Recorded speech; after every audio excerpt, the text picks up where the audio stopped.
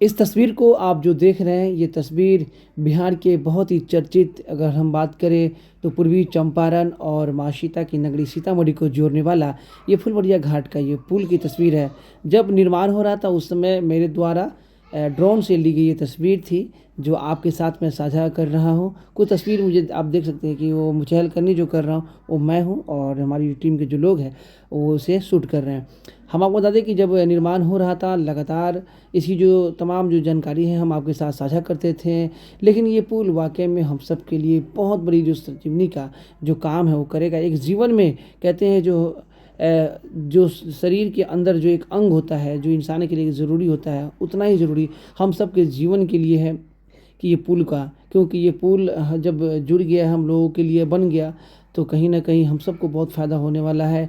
और हम लोग खुद एक-एक जो लोग इस न्यूज़ को जो देखते हैं, उन सभी को, इस क्षेत्र के तमाम लोगों को इसके बारे में पता है कि वाक़ई में ये पुल हम सबके लिए कितनी ज़रूरी थी, कितने संघर्ष के बाद, कितने वर्षों के बाद जो ये पुल है ये बनकर तैयार हुआ है। तो लगातार कभी पुल बनता था तो कभी काम रुक जाता था, कभी कुछ हो जाता था, चुनाव आते थे, चुनाव चले जाते थे, एमएलए जो होते थे वो जीतते थे, कभी चुनाव हार जाते थे।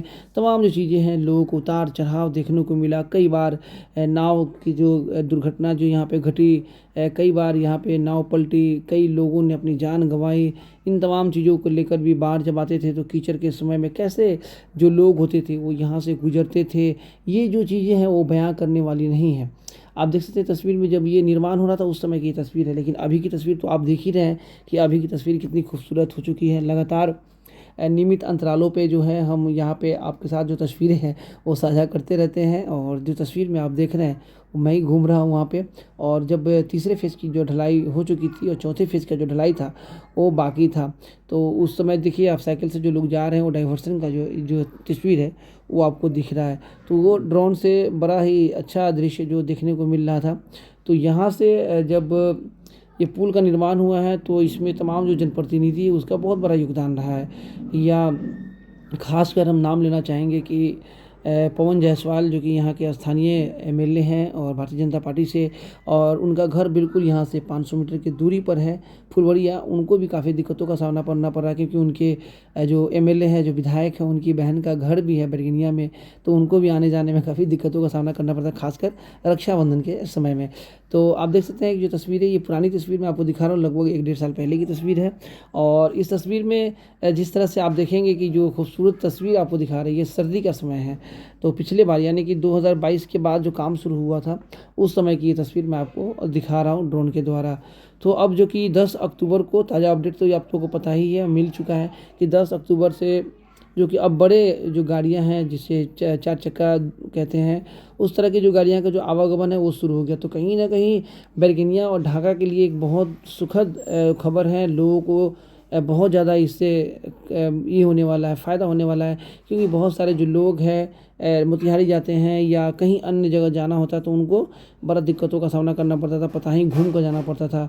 अभी तो कितने दिन से जब पुल निर्माण हो रहा था, कम से कम हज़ारों ऐसे गाड़ियां जो आती हैं पुल के पास से, वो वहाँ से वापस चली जाती है। कितने लोग हमारे पास लगातार कॉल करके ये पूछते हैं कि हमें यहाँ जाना है क्या, फुलवरिया घाट पुल पे 4 चक्का जो है वाहन है वो आवागमन शुरू हुआ कि नहीं, तो उनको बताना पड़ता है। लेकिन आप सभी को मैं बता दूं कि अब जो है, अब ये जो परेशानियां हैं वो ख़त्म हो गई। लगातार मैं 4 साल से लगातार इस पुल की जो रिपोर्टिंग मैंने की है, लगभग कम से कम 45 वीडियो जो है हमने बनाया 4 साल के अंदर में। जब भी मैं यहाँ से गुजरता था कुछ ना कुछ इसके बारे में अपडेट है वो बताते रहते थे आपको। और लगातार जो कि यहाँ की जो सांसद थी, पूर्व सांसद की हम बात करें रामा देवी, उनसे भी सवाल हमने कई बार पूछा है जब वो पद पे थी। उसके बाद माननीय विधायक जो है वहाँ के पवन जायसवाल जी, उनसे भी लगातार जो है हम लोग सवाल पूछते थे, और लगातार बोल बोल के जो काम को करवाने में हम लोग भी थोड़ा सा, हम लोग को भी कामयाबी हासिल हुई। दूसरी बात, जो कि बैरगनिया के जो रीगा विधायक है मोतीलाल प्रसाद जी, उनको भी हमने कहा। लोकसभा चुनाव में जो कि ये काफ़ी बड़ा मुद्दा रहा फुलवरिया घाट, तो उसमें भी जो कि लवली आनंद है, आनंद मोहन, इन सभी से बात हुई। आनंद मोहन से जब इंटरव्यू मैंने लिया था, उनसे जब मैंने बात की थी, तो उन्होंने ये कहा था कि फुलवरिया घाट के लिए जब मैं सांसद था तो उन्होंने भी कुछ जो कई लगभग 30 लाख के आसपास का जो रकम है उन्होंने दिया था रघुनाथ झा को, को और रघुनाथ झा को से बातचीत करके उन्होंने और अनवरुल हक जब चुनाव जीत कर जब आए थे तो उस समय जो है ये पुल जो है लोहे का जो पुल है यहाँ पर बना था। और उसके बाद से कुछ दिन तक चलने के बाद पता नहीं अचानक बाढ़ वार आया, फिर उसके बाद पुल गिरा।